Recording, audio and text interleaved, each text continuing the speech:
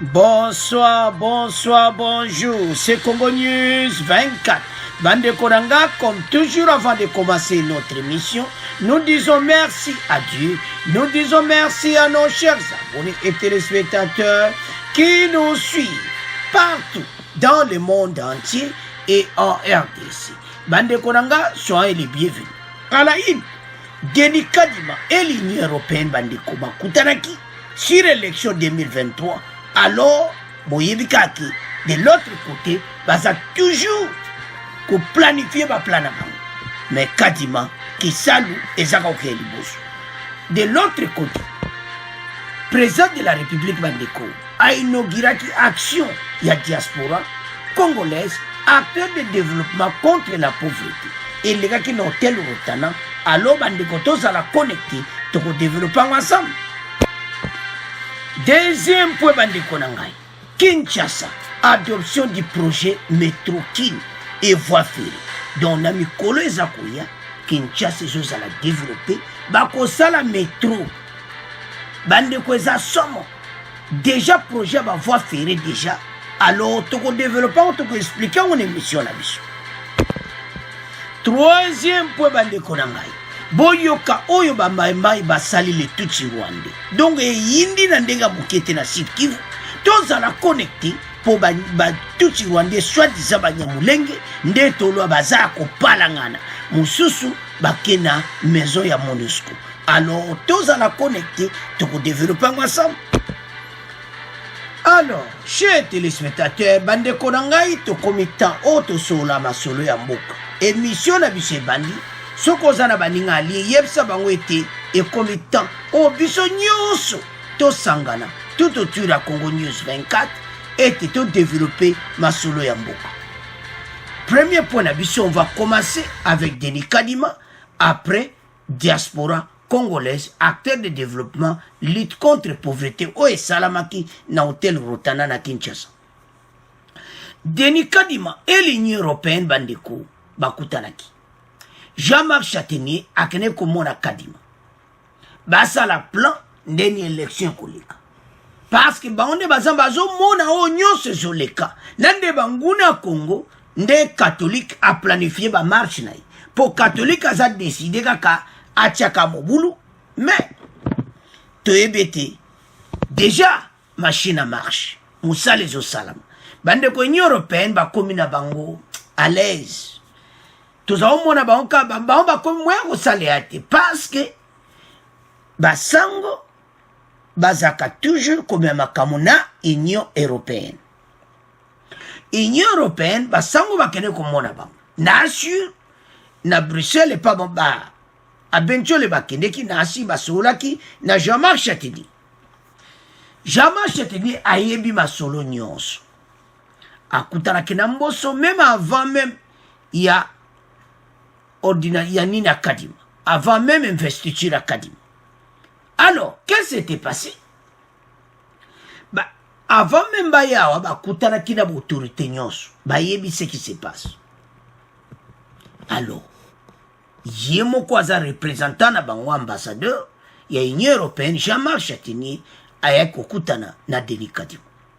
Le président de la commission électorale nationale indépendante, CENI, Denis Kadima, a échangé ce mercredi, dont l'élo, 17 novembre, avec l'ambassadeur de l'Union européenne en RDC, autour des préparatifs du processus électoral. Basolo li poba bon sa processus électoral ensemble. Yeba, ndeni yango zokende, et loko nini Union européenne a kotia, kubakisa, bo comprendre kaka. Mais boyeba ake, sima ya Union européenne, bango wana totie monga na sima Jean-Marc Châtaignier dobo comprendre gamba solo do ezamubu. Denis Kadima et Jean-Marc Châtaignier ont notamment évoqué le calendrier électoral. Basolo li batali calendrier électoral ezo banda quand et kosila quand basolo li po wana ba discuter ndeni ba observateur ba kozala tout ça na po. Et le soutien de l'Union européenne pour la tenue effective des élections en RDC en 2023. ndeni Union européenne akoko aider eza bien mais problème toza nango Union européenne eza na bato baza nsima na bango c'est-à-dire bapesaka mbongo mais mbongo wana bakopesa ngo wapi na catholique nayebi te mbaloso bakopesa bango parce que situation eza mobulu catholique akoma okoma comprendre iso Union européenne te bake kuna mais balobi eloko te tofuti batike tokite na Bruxelles toke na Union européenne mais tozomona kaka action te mayele esili bango yango le bazongi babi non kuna tokei bango basala eloko te biso okanisaki ke Union européenne akoatake président de la république akoatake mboka na biso me bamoni ke Union européenne kutu alingi masolo evanda élection esalama yango basango bazongi bloc Kabila Fayulu Katumbi bloc wana nyonso basangani yango omoni bamarshe oyo nyonso batia kaka désordre mpo bamoni ye mpo bazalaki na espoir kope esimbi te epai Union européenne kope ebebi yango bozomona bato mitu ebebi na ndenge ya moke te bato baza trouble balobi kaka awa seule solution eza nini totia désordre tosala bamarche mais ça ne va pas aller pourquoi tozoloba bongo parce que la 80 à peu près 80% ya population congolaise baza pour élection à Denis Kadima donc un groupe na bino bokosala so combien ça ne va pas marcher yango bao regretter bafuti ebele bambongo batike ko voyager ti Bruxelles et maintenant botala siko Jean-Marc Châtaignier totiel no botanga baye bakutani basali programme ya élection eza ya koyinda esi eyindi mpona nini basango basepeli te bango balingi nde bakendeki kuna Union européenne baya mais nous sommes un pays indépendant donc je ne comprends rien basango on comprend rien baboule na bango eza nini la RDC est un pays indépendant. Donc, makambo ba walinga baya nango, tozo monati. Ce n'est pas comme ça. Alors, sikoyo basango bakomona bamona ngo flou. Oh, biso kino kufundati. Bon batatango lisusu. Ambassadeur da bango liso awa akene kosola na Kadima basa la programme élection oh basango baza troublé kanyo so bloc Fayulu Kabila bango tout baza troublé PPRD mi tu es chauffé na nenga mukete bango ba s'attendre nde ya ba convoquer voilà Kadima balingi ete boena boy mais ba monike Union européenne kutu bakomi sima ya Kadima bakomo sala ba programme otanga bande po moyeto tya nyonso ezati ils ont évoqué le calendrier électoral et le soutien de l'Union européenne pour la tenue effective des élections en 2023 botala bango bayo s'attendre ke nde ya yewana basolola masolo ke voilà balingi Kadima te bamarche ezo salama mais jamais chetene makaba marche kuna kute tali eti bakoti mai quand on est koti mobulu o baloba ke kuna penene kote nyonso wana do désordre baza na problème sérieux bozo simba oya nzambe mais boza na problème sérieux botala siko Union européenne pour Kadima USA pour Kadima bango tu bakumka masolo ayambi ko sakana te mikolo bandeko aza trop pris depuis azalaki investi tukwede ndenge nini combien et ces situations financières ndenge nini pour l'élection Kadima non pays déjà basi babongisi makambo te wa kadi mayebisa bango bongo awa makambo tuti eza toza balara élection kutu recensement ezosala makala te alors bandeko botala ozomona basango baza na problème totiki parti wana tokomokela sikoyo la diaspora congolaise acteur de lutte contre la pauvreté bandeko basanganaki. Le président de la République, Félix Tshisekedi, a lancé ce mercredi 17 novembre 2021, au cours d'une cérémonie d'ouverture, les travaux du forum sur l'engagement de la diaspora congolaise pour le développement de la lutte contre la pauvreté en RDC.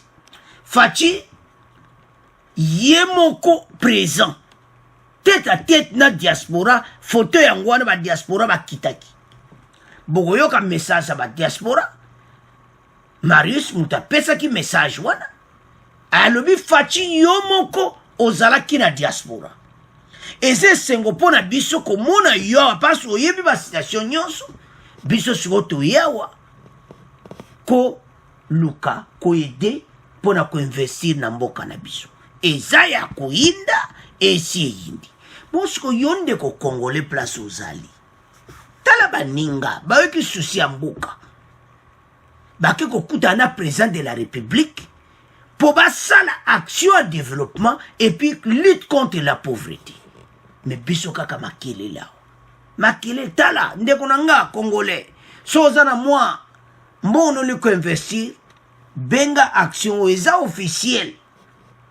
Chef de l'état yemoko azolanda yango kende mutako tunu makakutu asa bongisa kutu banzela nyonso. Bokolanda ngo kitana yo zaka ne loko mozo laksa ko za congolais oza visa ka aéroport anjili ok osala masulu boyoka oyo wana te porte za polele pona diaspora bobanga loko te mboka na biso ezokena nzela kitoko na émission oyo bokomona ba vérité. Alors sans plus tarder ebele pe botalaki yango mais totala moi extrait to katika ndambo 3 minutes oyo elekaki na hotel Rotana na arriva Fachi Nandege diaspora bachaki parole. Bongo, to continue mission abiso. Vous avez parfaitement raison, Mami de signaler la présence de quelques autorités ici au niveau des grandes salles de l'hôtel Rotana. En gros plan, vous avez le président de la Chambre haute du Parlement, communément appelé le Sénat, qui était déjà là et il vient d'être rejoint par le Premier ministre, chef du gouvernement, Jean-Michel Samaloukonde, et d'autres membres du gouvernement qui sont déjà dans la salle. Nous avions vu le vice-premier ministre et ministre de l'Intérieur et tant d'autres membres du gouvernement qui sont déjà ici. D'un moment à l'autre, nous attendons l'arrivée du président de la République et qui fait des efforts considérables. Oscar Malkaïj, il faut dire qu'aujourd'hui, il y a des facilités qui sont accordées à la diaspora.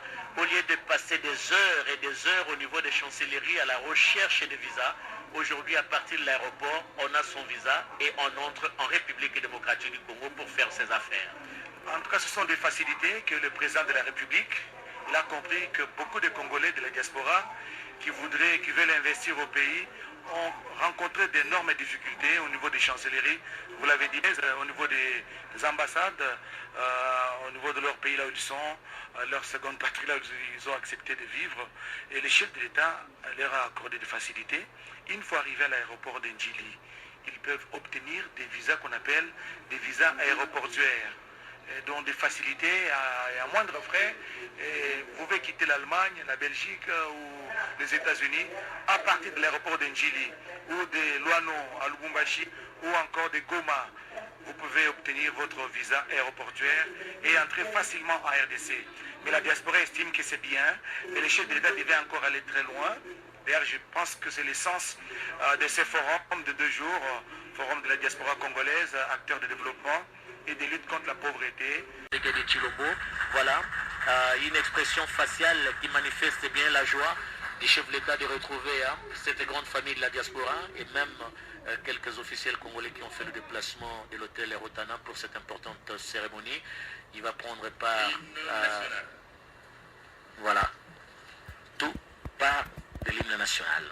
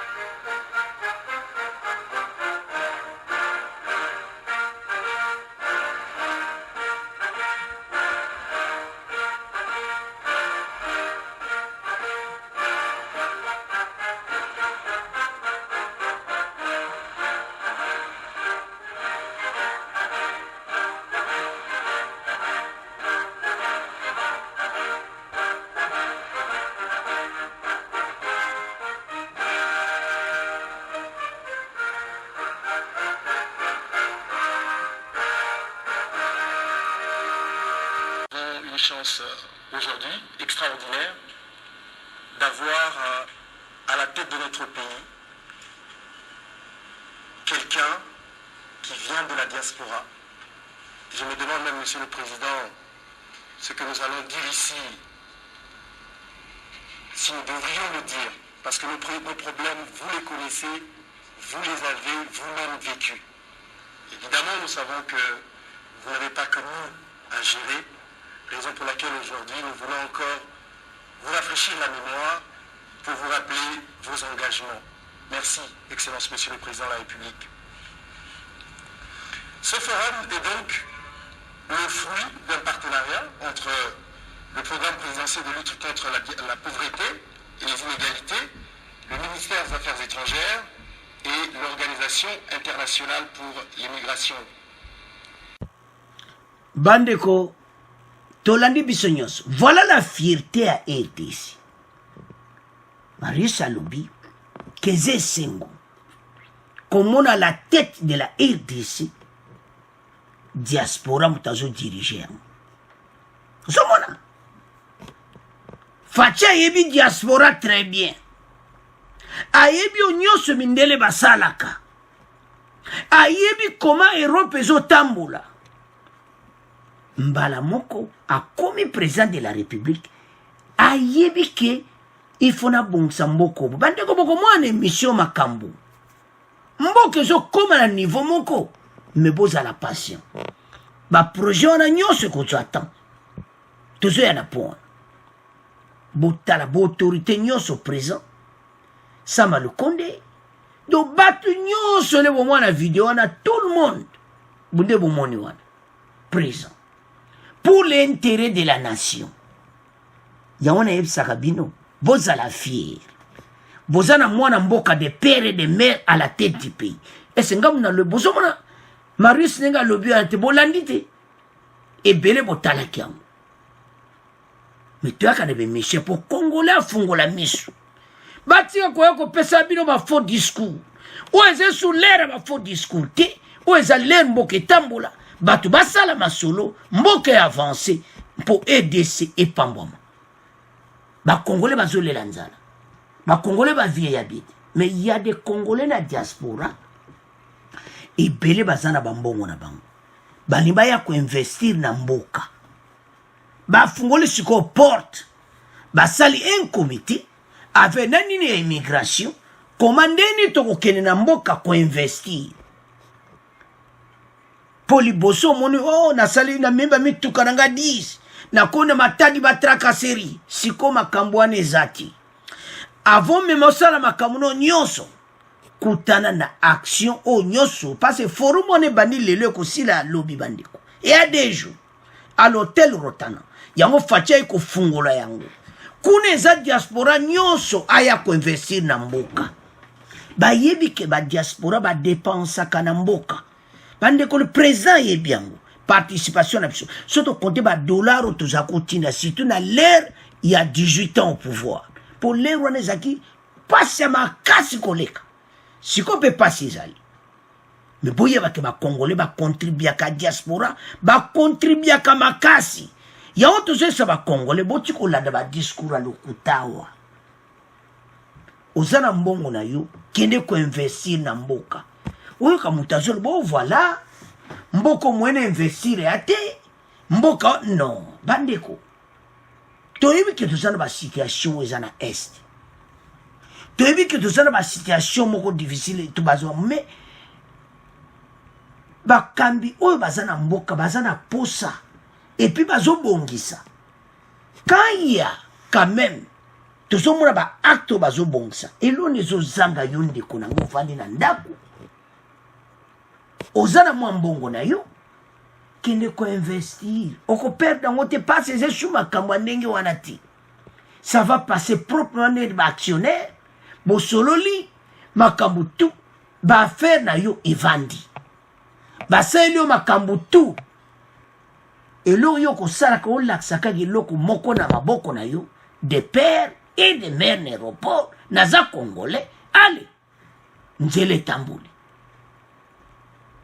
Diriger, présidence yé moazo talape bango nyonso.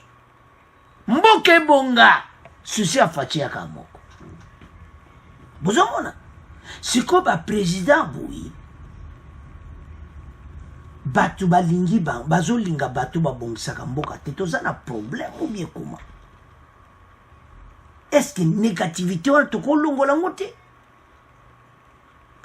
bolandi video bomoni bandeko nde bakangi photo batelemi na bango nyonso na diaspora bolandi Marius ndenge expliqué que président de la république aza mwana diaspora oh mais biso photo zala pembeni na ye biso photo ede mosala ezosalama alors totika esprit wana to avance mboka et comme étant oyo pays à développer c'est à ce point totiki premier point te comment kene na deuxième point alors bandeko nanga deuxième point na biso bandeko na yebi nde na kobanda nguti faci na yebi te nde ya pa azomema mboka oyo bandeko bapublicité yango wana deja basali ndenge kozala biso tokolakisa bino video eza esalami na hôtel de ville de Kinshasa basi basala yango kala lelo baye kosigné baapprouve projet bandeko métro na Kinshasa bavoie ferry na Kinshasa modernisation ya Kinshasa train express Kinshasa Moanda donc développement moko kosakana yango te mais le wana ya tram et c'est salama eza en cours oyo ya bavoie ferry train ya grande vitesse eza en cours makambo wana nyonso eza en cours mais boyebi ke projet ezwaka temps mais baplanifie yango balaksi yango ekomi etant ndeko congolais telema Kinshasa adoption du projet métro Kin et voie ferrée présenté donc nde baprésentaki yango bandeko ezaki présenté ndenge nini makambo oyo ekoleka ministre provincial motu apresentaki yango bandeko mboka ezoke na direction ya bien le ministre provincial des transports Honoré Mbokoso bomoto tie photo na côté gauche bozomona ye wana na côté gauche yenda za ministre provincial ye aye koloba a présenté le projet de modernisation des réseaux ferroviaires urbains de la ville de Kinshasa. Métro Kin, comme vous avez Métro Kin, nous avons Métro Paris, Métro donc Essengo, devant les élus provinciaux. C'était lors de la plénière présidée par le président de l'Assemblée provinciale, Godefroid Mpoyi. C'est mardi 16 novembre 2021 à l'Assemblée provinciale de Kinshasa. Le billet s'élèvera à 1200 francs, car selon lui, la population refuse la hausse des prix des transports parce qu'elle est transportée dans de mauvaises conditions. Il ajoute que ce projet essaiera d'améliorer la qualité des transports dans la ville de Kinshasa. Il faut savoir que cette voie ferrée commencera de la gare centrale, Nebozomo la publicité, jusqu'à l'aéroport de Njili, Maluku, de Maluku à 12e rue Limité. À partir de là, traversera toute la ville. Nebozomo na plan Oyototie, Pandeko, quel est Sengo? Congolais Lamuka. Mboka vreme zo kende na nzela kitoko. Mboka oyo eko avansi. Mezo senga ngana yo. Tofungola miso batika kokosa biso. Batu bazoya na ba discours moko soko talo lobi mais on ne comprend rien. Pourquoi? Makambo esalamati. Ba rêve oyo komi ba réalité oyo fati akanaki ndebo mona première partie Marius alobi na président de la République que eza fier pour na biso ba diaspora, président de la République aza muta diaspora. Eh, bandiko, eza ya koinda. Déjà, bon mitema kune zo saka tout, pression akobongisa mboka. Bandoki ya Congo mitema eza boum, boum, mais bolieki bo sepela, mais baza na kolera nazo. Bandoki ya Congo bosuki. Pourquoi tozolaka makambo nyonso ekosalama? Le 31 décembre c'est apesa ngo na maboko na Nzambe yoyo okale yango. Ata kudoza na 20 maseke. Maseke wana bakokata ngo na makila na Yesu. Bato nyonso batelemelaka mboka EDC, il faut pena ba kwe parce ba congolais un jour. Bandeko biso nyonso bambule pusani déjà. Mais ba jeune bazana EDC tozo yebisa bango. Ba 14 ans, ba 13 ans, 15 ans bako sepela na mboka oyo. Bako jouir, bako loba baboti na biso basufraki. Mais na 2018, 2019, un président de la République ayaki bandi ko changer makambo, abandi ko tia mboka na nzela kitoko. Bango bako sepela. Pas ça prend du temps. 5 ans déjà, kaka 5 ans, kako bongsa bani après 5 ans, babani ba travaux. Ndeto lobawa. Siko to na 2021, 2026. Ba travaux déjà kobanda déjà. Donc il y a ba tout. Mais ba train déjà va faire tika pouvoir ba grande vitesse déjà ko ça. Mais ba oyo et ko zo vraiment temps. Sikoyo bankolo discours bakoya bomoni balobaki wapi yango siko eza na plan tango basi ba approuver yango ekosala bon siko gouvernement boyi.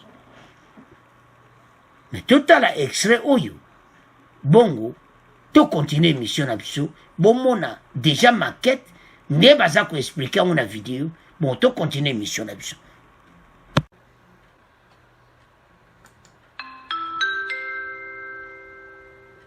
Les passagers du TGV de Kinshasa à destination de Banana, via Kisantu, Matadi, Tchela, Boma et Mwanda sont attendus sur le quai numéro 1. Alors, bande konanga wana siko tolandi eza oyo déjà oyo babongisaki ya voie ferroviaire. Publicité wana bomoni. Donc oyo déjà c'est Salamaka na mois de février wana déjà zaki signé wana eza clos oya lelo ezande ya métro. Donc ce bomona ba maquette wana exactement ndenge kozala esengo ya boyi yanto esa ba congolais ke mboka oyo ko changer makambo ebele tozozala na baduti tokomone komi facile mboka komo kene kitoko mutu nyonso akomi ko s'en sortir. Yango to esa ba congolais botelema oyo esa mboka na biso totika biyoka pays oyo bandeko fatia kuti yango donc o balobaka mawa tro mais asala nini akuti pays penda oyo kaka na kati ya libulu mais bayo mona ki ba infrastructure ba transport bo monde remana na ba bus donc présence na posa parce que yemo kwa zaki na diaspora ezo sala e passi à vivre babiloko ba métro le nyonso ayo comme président de la République amon ke mboka na biso pe kozana ba métro pays oyo ko changer bana mboka bobo zolanda émission makambo eko koma réalité toyebi ke kozwa temps toyebi banguna Congo tant bakoyoka bongo voilà bana balobaki ekozwa temps projet nyonso ezate kande tomoni wana kambala moko ale makambo salami te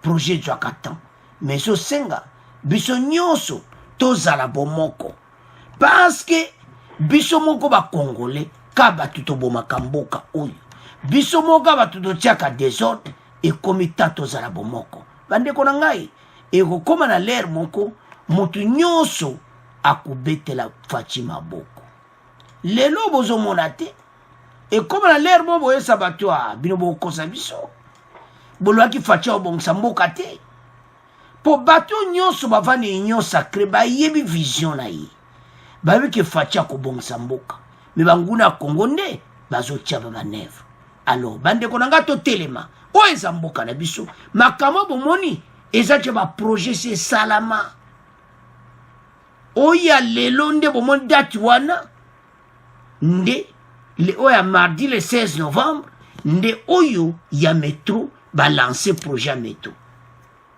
mais ya bavoie ferroviaire wana dire ya banana nde bolandi wana esi esalama déjà ekomi kaka batravaux ebanda mpe makambo esalama yango bakongolais toza na espoir mboka ekobonga somo bangobila jetini ngombe bato tu bafungoli miso abi président ekobongisa mboka ko to supporter bato nyonso bato mosusu ape perde pourquoi baye na union sacré baye komonaka te président ekobongisa mboka donc il y a trop makambo lokuta ekomi temps biso nyonso tozala ensemble pour tobongisa mboka na biso c'est à ce point totiki point oyo toke sikoyo na troisième point alors bandeko na nga sacho boyoka oyo bamaimai bandeko basali revanche na émission passée biso nyonso tolandaki na émission passée ndenge nini batutsi rwandais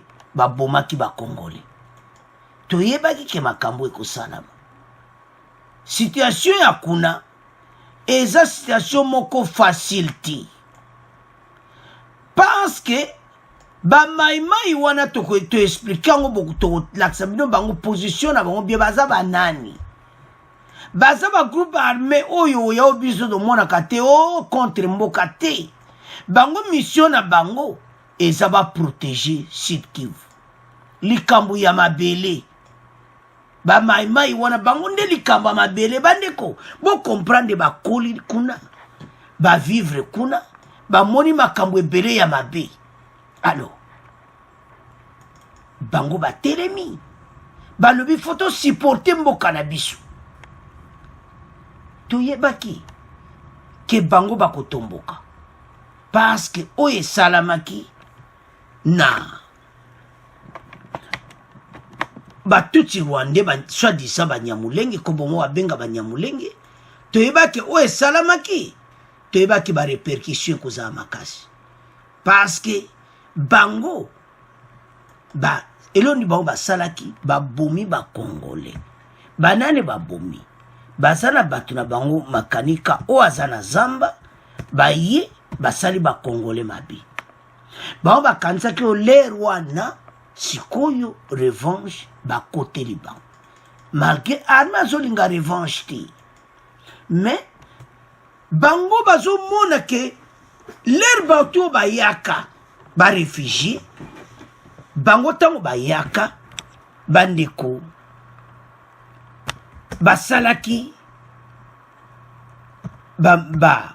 congolais ya Sud Kivu mabe mingi bandeko oyo bango basalaki eza pena kitoko te donc parce que bazalaki koboma makama be vraiment ezali kosalama na Sud Kivu alors que bango baza barefugie baye na mboka na biso alors bazokontina ngo malgré esusu makasi te tili alors groupe oyo bayaki komona kosangana groupe oyo bandeko la plupart ape demso baperde bandeko na bango mais a toujours souhaité violence te tolinga kimi ezala tozosenga nde banyamulenge soi-disant parce que bango baza batutsi rwandais soi-disant banyamulenge kombo wana bayebise moke balongola kombo wana bapesa mo bacondition mais elobi ndeko moko ke mon frère eza difficile tomona commentaire ndeko moko alobi culture eza moko te bango bayaki na idée te bacoloniser bazwa côté wana balkanisation et tout ça kopo wana esekufa sikoyo baza na bato na bango na zamba. Donc yango bozomona bandeko makambo nyonso. Donc eza pena kotia o balobaka gouvernement pena azoluka tu kimi ekota. Mais kokota comment? Parce que bango nde mutu bazobanda. Oyo esalami oyo. C'est parce que bango dimanche ba groupe na twangi makanika ba kotaki ba attaquer ba Congolais. Et puis ba bomi y avait des morts et 8 blessés et 6 morts. Sikoyo bango be ba ye ko attaquer. Dans la soirée de mardi, donc c'était hier à Baraka, en territoire de Fizi, des miliciens Maïmaï, Bilos Bichambuke, ont attaqué un pâturage, a expliqué le major Dieudonné Kassereka, porte-parole de l'armée dans la région. Les bovins convoités, dont plusieurs centaines ont été dérobés, appartenant des éleveurs Banyamulenge, les Tutsis congolais, aux lointaines d'origine rwandaise. Vous avez bango bazaba Tutsi rwandais. Mais batuna biso baloka les Tutsi congolais. Mais biso na Congo vraiment tozakana ba Tutsi te. Tu comprends? Il y a bateau au bazo reporter. Mais l'autre ntolo ba ozake. Ble bayi bayibi na bangombe na bango baleka na biloko babomi. Donc il y a quelques banyamulenge bakimi et pas MONUSCO. Alors, tolanda extrait oyo. Ndenge bakimaki na MONUSCO. Ndenge ba maimai batie moto. Bon, to continue mission na biso. Retour au sud Kivu, on assiste à un cycle de représailles à Mikenge dans le secteur d'Itombo et territoire de Mwenga. Après l'attaque qui a fait 8 morts parmi les civils à Mikenge 1, une nouvelle attaque a été signalée hier au camp des déplacés qui ont fui leur site pour se réfugier devant la base opérationnelle de la MONUSCO. L'attaque de leur camp par des présumés Maïmaï n'a pas causé des morts, mais 5 civils restent portés disparus. Fiston Goma. Une coalition Maïmaï de Kipupo et de Lumania a attaqué les camps des déplacés de Mikenge la nuit du lundi à ce mardi. Selon des sources locales, les assaillants ont tiré dans toutes les directions et incendié 19 maisons ainsi qu'un bâtiment d'église. Aucun décès ni blessure n'a été signalé, mais 5 personnes, dont 3 femmes et 2 hommes, sont toujours portés disparus. La tension reste très vive dans la zone. Les civils et déplacés Banyamulenge, amassés devant la base opérationnelle de la MONUSCO, disent craindre des représailles de la part des miliciens Maïmaï à la suite du meurtre des civils des communautés Babembe Banindu Bafuliru par des combattants Turwaneo et alliés. La nuit du dimanche à lundi, l'attaque des combattants Turwaneo avait fait 8 morts, dont une femme et 7 enfants, 10 maisons incendiées ainsi que des déplacements de plusieurs ménages vers la brousse. Le week-end dernier, avant l'attaque de Mikenge par les Turwaneo, des miliciens Maïmaï avaient tenté en vain de piller les vaches au village Tanzovu, groupement de Bijombo toujours dans les hauts plateaux. Ils s'étaient heurtés à une résistance rigoureuse de la part des éleveurs de bétail armés.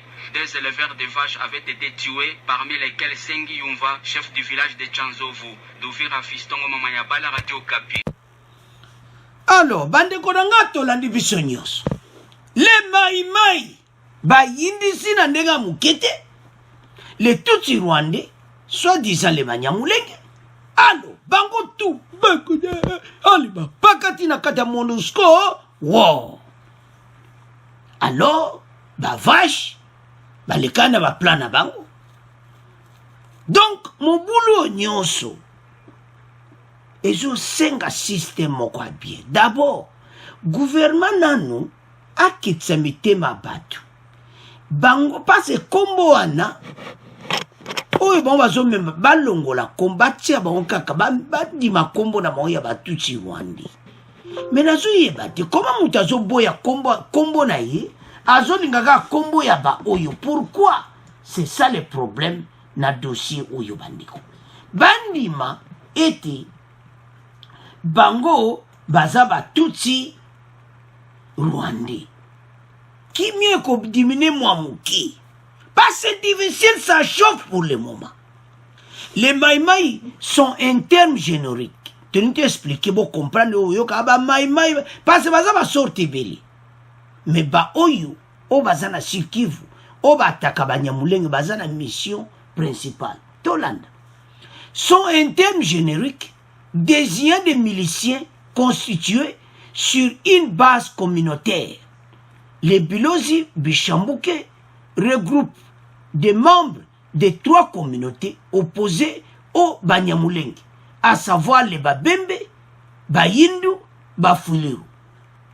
Donc, Batouana Nyonso, Babembe, Bafuliru, Bayindu, Bazaba Congolais, na ba village wana. Nana Mulenge, na ngomba wana, baza kunebeli. Alors, bango, bamona ou le kakala, ba se regrouper na marque, on va défendre.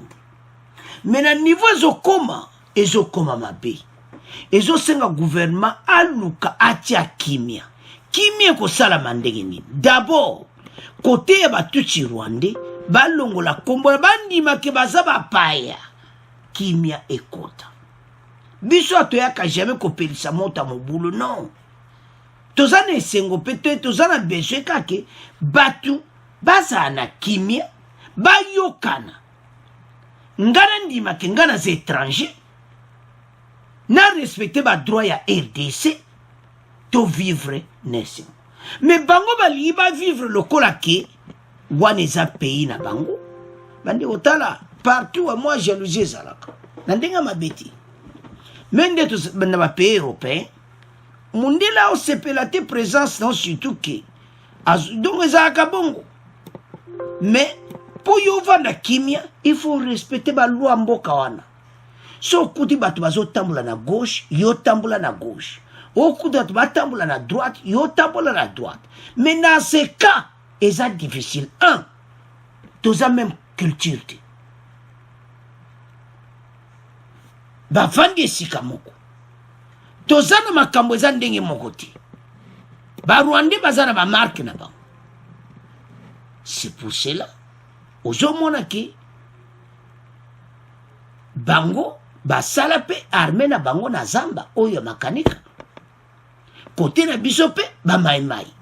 Po kimia ekota. Batu tu batika makambo oyo. Ba désarmer bango tout de l'autre côté ya ba tutsi bato kote oyo kimia ekota. Parce que peuple azo vivre na kobanga bazo yibatelo ni basala. Bandeko bato oyo bayebi bango moko ke oyo tozo sala ba Congolais bazo sepelati. Et surtout que balinga ki bango tuba ki ovanda côté moko, un village moko. Donc ce qui bazana batu na bango ba autorité na bango, oyo ba passe bango ba mbongo bazwaka wapi? Ya ba minere oyo ba yibaka. Kaka ya biso moko ba yibi yango bazoteka na zamba.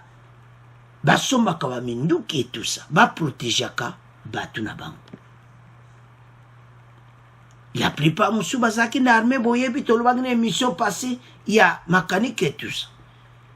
Ba maimai oyo bandeko toyebi pena makamusu te sala bango pasi. Peut-être nde ba jeune bozomona wana amona bazoboma papa na ye.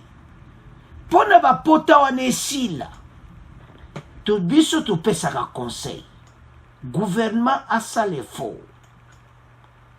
Ya ndenge bato oyo ba respecter mibeko ya mboka.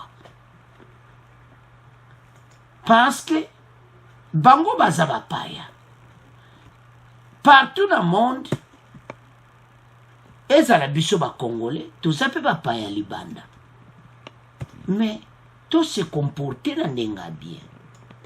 Soki yo se comporter lokola ke bolmo sale loko moboyi, jalousie koyana ba native ya mboka wana. Bato wana bakokoma na motema bien te, bato wana babotola biso mboka et tout ça. C'est pour ça ba idée oyo tout ya balkanisation eyaki. Normalement, les Tutsi rwandais, ceux qui basangani ekozala bien. Alors bande konanga, c'est à ce point Comme on a fait émission à Bissou, vous abonnez massivement. Au revoir, à la prochaine.